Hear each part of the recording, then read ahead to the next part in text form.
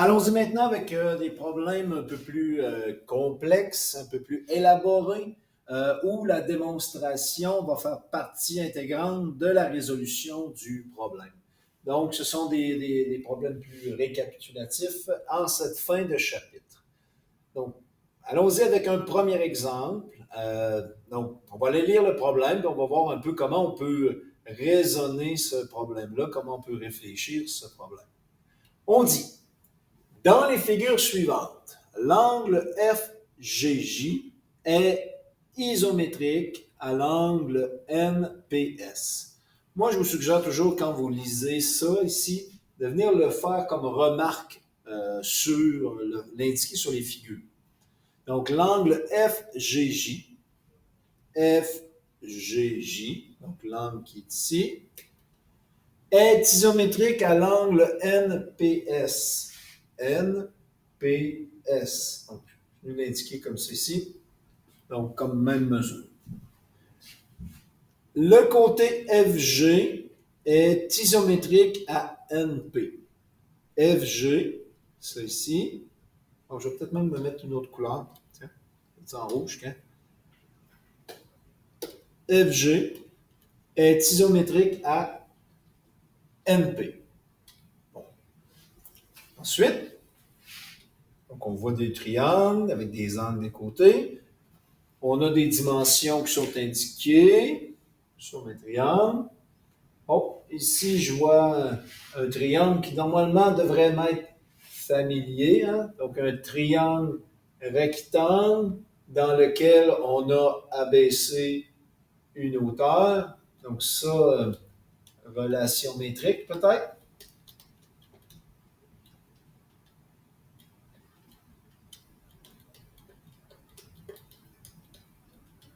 Dans le triangle. Bon, je laisse cette note-là au passage. Montrer hein, une démonstration. Hein?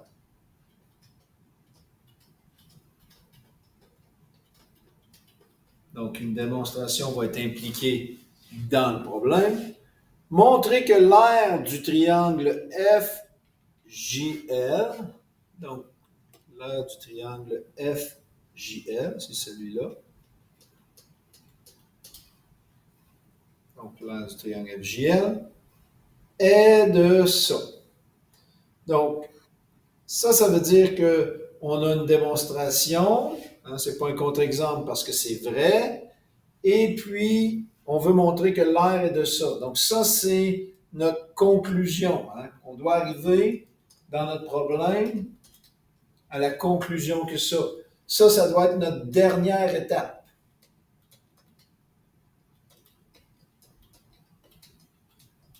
On ne peut jamais partir de notre conclusion pour remonter dans les étapes du problème. C'est vraiment notre dernière étape, notre dernière ligne du problème devrait être ce calcul d'air-là. Donc, si je parle d'air dans un triangle, puis si je n'ai pas un triangle rectangle, ben, probablement que c'est Héron, hein, la formule d'Héron, qui pourrait nous aider à trouver ça. Donc, si je veux faire ma formule d'Héron comme dernière étape du problème, de ma démonstration, ben c'est sûr et certain que la mesure de FJ ici serait intéressante. Bon. Pour trouver FJ, je connais deux côtés, je ne connais pas d'angle. Ici, je connais un angle qui est isométrique là, mais je ne connais pas sa mesure. Fait que les sinus, cosinus, tangentes de ce monde et les lois des sines de ce monde ne sont certainement pas utiles.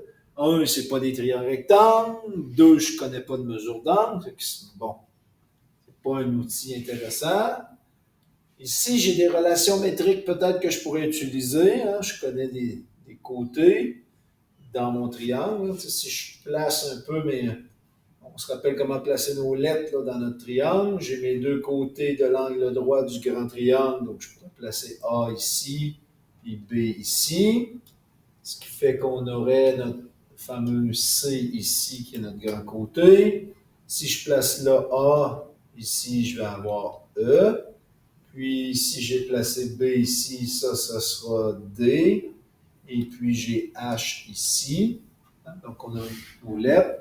Et si je connais E et D, ben je pourrais trouver C, je pourrais trouver A. Bon, donc je pourrais trouver des dimensions là-dedans. Et là, qu'est-ce qui me permet de faire le pont entre mes deux figures? Ben, sûr que là, moi, j'ai un peu d'expérience en arrière de la cravate. Hein, j'ai fait beaucoup d'exercices de maths dans ma vie. Mais j'aurais ici à me pencher sur la question de dire, est-ce que ces deux triangles-là ici sont isométriques?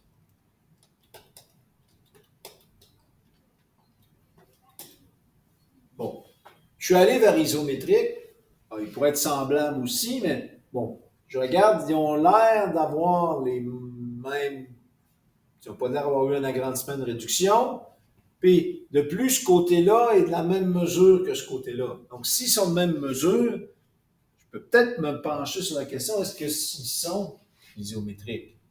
Bon, s'ils sont isométriques, c'est quoi mes cas? C, C, C. J'ai C, A, C ou A, C, A. Bon. C, C, C, on peut tout de suite l'enlever parce que, bon, je connais un côté ici qui est isométrique, une paire de côtés homologues qui serait isométrique, mais je n'ai pas d'autre côté. Celle-là, d'emblée, on peut l'enlever. Maintenant, CAC. Bon, j'ai des angles qui sont isométriques, ça c'est pas pire. Côté isométrique, donc côté isométrique, angle isométrique. L'autre côté ici qui est isométrique, 156. Bon, si on peut essayer de trouver que celui-là c'est 156, probablement que une possibilité ici, hein, si je travaille dans les relations métriques. ACA, ben, je connais un angle, mais j'en connais pas d'autres. Je connais un angle, j'en connais pas d'autres. Okay. Pas celle-là. J'ai pas deux paires d'angles. Donc, si j'ai pas deux paires d'angles, okay, et je peux pas trouver les autres mesures d'angle, donc, impossible. Ce qui fait que, on va en aller peut-être plus vers ici. Donc, si je suis capable de trouver des dimensions par les relations métriques ici, si je suis capable de trouver la mesure de PS, ben à ce moment-là, je pourrais démontrer qu'ils sont isométriques. Si je démontre qu'ils sont isométriques, ben le 171 qui est ici, hein, ce sera probablement le même ici. Donc, à ce moment-là, je pourrais faire Héron. Oh, je pense qu'on a une piste. Alors, ben, on va débuter. On va aller chercher la mesure de PS comme première étape. Bon, on cherche le A. Hein, on sait par nos relations métriques que A au carré est égal à E fois C.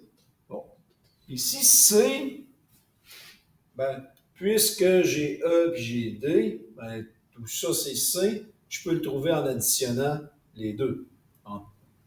La mesure de C, c'est égal à E plus D. Donc, c'est égal à 144 plus 25. 144 plus 25 qui est ici. Donc, 144 plus 25, ça fait 169 cm. Donc, mon A au carré est égal à E. E qui vaut 144 fois mon 169. Donc, je vais aller chercher ma calculatrice. 144, oups, elle n'est pas allumée. 144 fois 169, ça nous fait 24 336.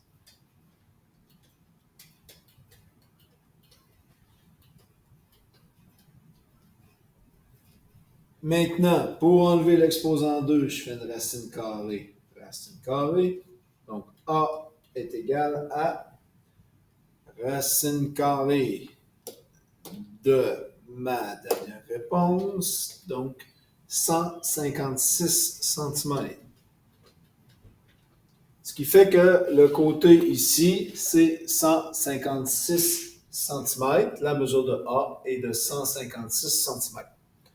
Ce qui fait qu'on peut débuter notre démonstration parce que on a 156 cm ici.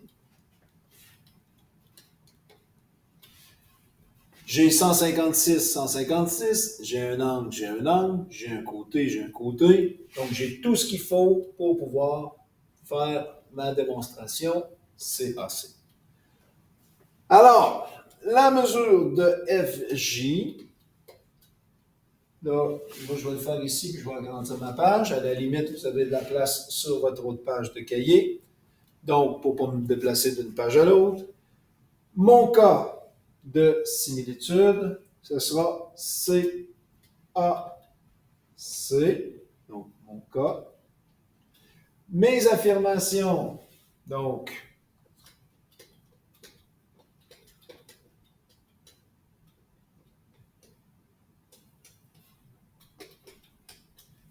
et mes justifications qui suivront.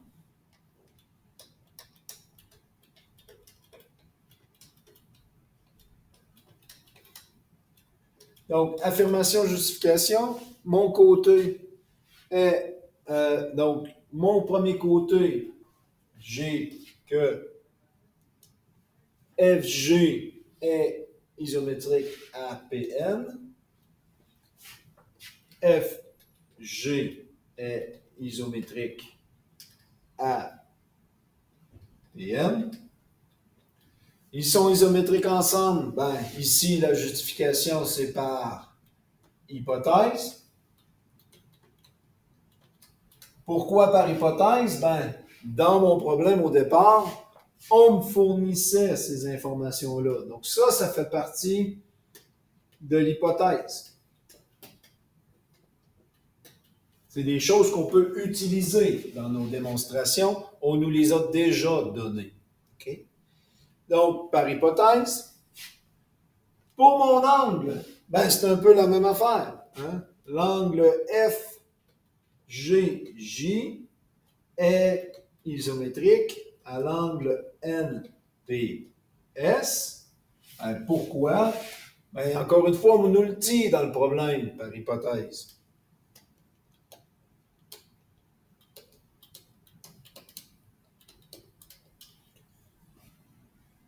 Et finalement, ben, le côté qu'on a trouvé, notre troisième côté, la mesure de GJ, ici on peut dire mesure, est égale à la mesure de PS. Pourquoi ces deux mesures-là sont égales? Ben là, notre justification, ça va être quoi? Ben, ça va être le calcul précédent. Donc, ce n'était pas donné dans le problème, mais on a pu faire un calcul qui nous a apporté cette valeur-là. Donc, pour le justifier, on dit selon les calculs précédents. Donc, ce n'était pas dans notre hypothèse de départ, mais par un calcul de relation métrique, on a été capable de trouver ça. Donc, ce qui fait qu'on peut conclure, pas notre problème, mais on peut conclure que le triangle FGJ est isométrique au triangle PSM. Et puisqu'ils sont isométriques par quoi? Par CAC. Donc, puisque les triangles sont isométriques, ben, à ce moment-là, on peut conclure que FJ est de la même mesure que NS. Dans des triangles isométriques, tous les côtés sont égaux.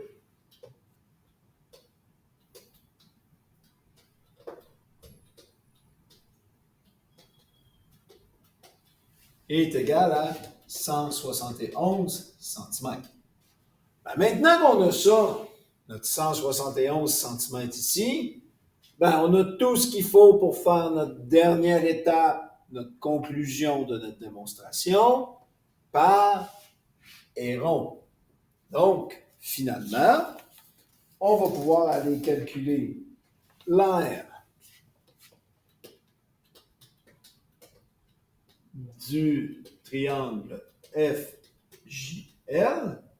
Comment on peut aller calculer l'aire du triangle FJL? Ben, par Héron, on commence par calculer notre demi-périmètre en additionnant les trois côtés, divisé par 2. Donc, mon triangle ici, je peux peut-être juste le... Oups, je vais remettre les côtés ici pour ne pas avoir à monter et descendre. Donc, j'ai F, J et j'ai puis L. J'ai 85 cm, j'ai 171 cm, puis 104 cm que j'ai ici, là, juste pour ne pas vous étourdir. Là. Donc, les trois côtés qui sont ici. Donc, puisque j'ai mes trois côtés, je calcule mon demi-périmètre. 85 plus 171 plus 104 divisé par 2. Donc, si je fais ce calcul, 85 plus 171 plus 104, je divise par 2, 180 cm. Il me reste à faire la formule de Héron. Donc, l'aire est égal à racine carrée de S fois S moins A fois S moins B fois S moins C. Donc, l'aire est égal à racine carrée de 180 fois 180 moins 171 fois 180 moins 45, pas 45, mais 85, fois 180 moins 104. Et là, ben, soit il va en une ou deux étapes. Racine carrée de 180. 180 moins 171, ça fait 9. Fois 180 moins 85, ça fait 95. Et le dernier ici, 76. Donc, quand je calcule la racine carrée de ça, ça nous donne bien 3420. Je peux aller le vérifier pour vous autres si vous voulez. Donc, 180 fois 9 fois 95 fois 76. Et je fais la racine carrée de cette dernière valeur, ce qui fait 3420 cm². C'est bien la dernière étape de mon problème. Donc, conclusion de ma démonstration. L'aire du triangle FJL, c'est ce qu'on nous disait dans le problème, je sais pas. FJL, oui.